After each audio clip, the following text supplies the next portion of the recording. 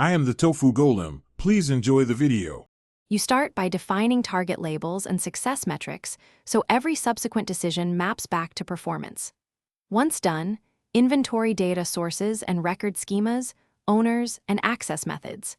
Next, ingest a representative sample of 1K to 10K rows to validate assumptions about formats and class balance.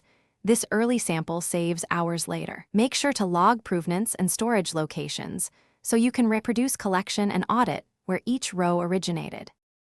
You now clean data methodically. Start by profiling missingness and choosing imputation or flagging depending on feature importance. Then detect duplicates and outliers, deciding when to clip versus investigate root causes. For features, encode categoricals with appropriate methods and standardize numeric distributions. Create derived time and aggregate features that capture signal.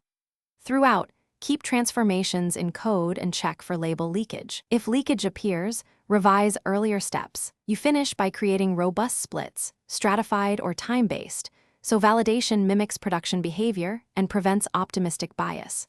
Once split, version dataset artifacts and store schema, transformation code, and export formats like Parquet or TF record for reproducibility.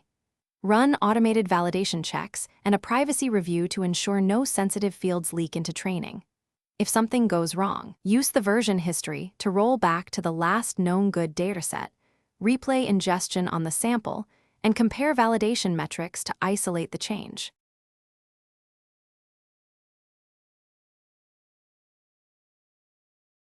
Thanks for watching. Consider subscribing if we helped you today.